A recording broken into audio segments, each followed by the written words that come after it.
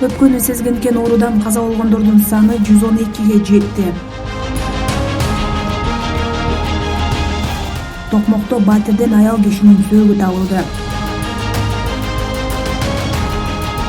Жогорку кеңештин спикери дарыканада кезекте турду.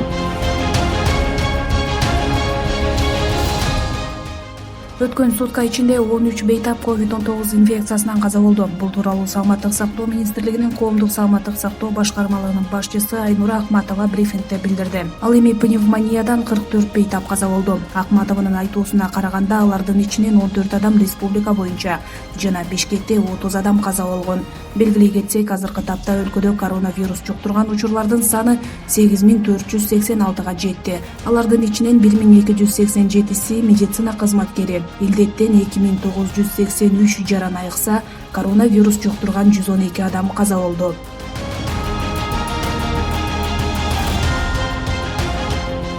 Жогорку кеңештин төрагасы Тастанбек Жумабеков бүгүн Бишкекте бир нече дарыканаларга кирип, дары-дармектердин баасын сурап чыкты.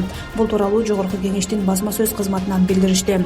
Айрым дарыканаларда кезек күткөн элди өз көзү менен көрдү, өзү да кезекке турду. Атуулдар дарылардын баасын обу жок көтөрүлдү деп кайрылышууда. Төрага тиешелүү органдардан бул кырдаал боюнча кескин чара көрүүнү талап кылмакчы деп жазат маалымат кызматынын башчысы Ибраим Нуракун уулу.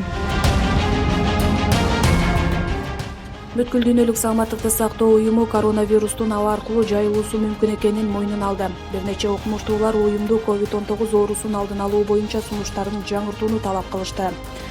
Коронавирустун аба аркылуу таралышы мүмкүн экендигин моюндайбыз, деди Мария Ван. Дүйнөлүк саламаттыкты сактоо уюму белгилегендей, COVID-19 респиратордук оорусун козгогон вирус негизинен инфекция жуктурган адамдын дем алуу органдарынан чыгарылган кичинекей тамчылар аркылуу тарайт.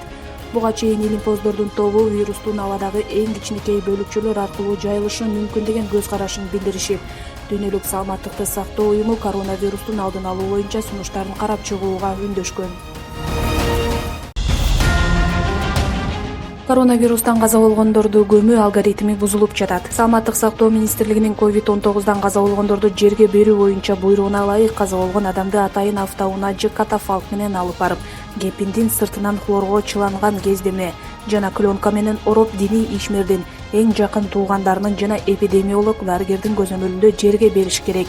Бирок акыркы учурда вирус тастыкталбай пневмониядан кайтыш болгондордун жакындары өздөрү эле көмө баштады. Республикалык патологоанатомдук анализ бюросунун жетекчиси Валентина Бахман айрыкча айыл жергесинде тажыя кадимкидей эле көп сандагы адамдардын катышуусу менен болуп жатканынан кабатыр экенин айтты. Бул жерде кооптуу кишилер маркумдун жакындары, алар оорулуу менен байланышта болгон. Вирусту алып жүрүүчү болушу мүмкүн. Биз моргдо сөөктү жууп, хлорамин менен тазалап, ороп берип жатабыз. Аны үйдөн экинчи ирет ачып жууп кереги жок. Эң эле коркунучтуу учур адамдардын маркум менен коштошобуз деп чогулганы. Андыктан сөөк эмес, анын жакындары кооптуу.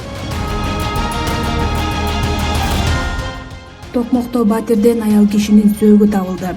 7 июлда саат 20:50 Токмок шаарындагы 3-Кичи районунун батирлеринин биринде адамдын сөөгү табылган. Бул тууралуу Өзгөчө кырдаалдар министрлигинин басма сөз кызматы билдирет. Маалыматка ылайык, куткаруучулар жерине эшикти ачып берүүгө барган. Бирок тургундарды куткаруучулар келгенге чейин батирдин эшигин ачып, 70 жаштагы аялдын сөөгү табылган. Азия Молл соода борбору, Технопарк жана Риом автоунаа базары карантинге жабылды. Мындай чечим соода борборлорунун жана базардын акционерлери тарабынан кабыл алынды. Акционерлердин өкүлдөрүнүн айтымында, эпидемиологиялык кырдаал жакшырмайынча карантинге жабуу күчүндө болот. Эске салсак, Бишкектин аймагында бир катар чектөөлөр кабыл алынган. Базарлар саат 6:00дөн 15:00га чейин иштейт. Ал эми дүйшөмбү жана бейшемби күндөрү жабык болот. Соода түйүндөр саат 7:00дөн 19:00га чейинки убакыт аралыгында иштейт. Кафе, ресторандар 8:00дөн 21:00га чейин иштөөсү чектелген. Москванын тургуну кыргыз элин көрүп шок болду. Бул тууралуу Россиянын Москва шаарынын тургуну Вадим Захаров өзүнүн жеке Facebook баракчасына жазып чыкты. Мен пандемия учурунда кыргызстандыктарга таң калып шок болуп турам. Бүтүндөй кыргыз эли биригип, бири-бирине жардам беришүүдө. Кээ бири жеке имаратын стационар ачууга берип, кээ бири бекер дары таратып, азык-түлүк алып келип жатышат. Кыйын абалда 100 сомдон 100 000 сомго чейин берип жатышат. Кыргыз элинин мындай пейили менен келечеги кең деп билдирди Захаров.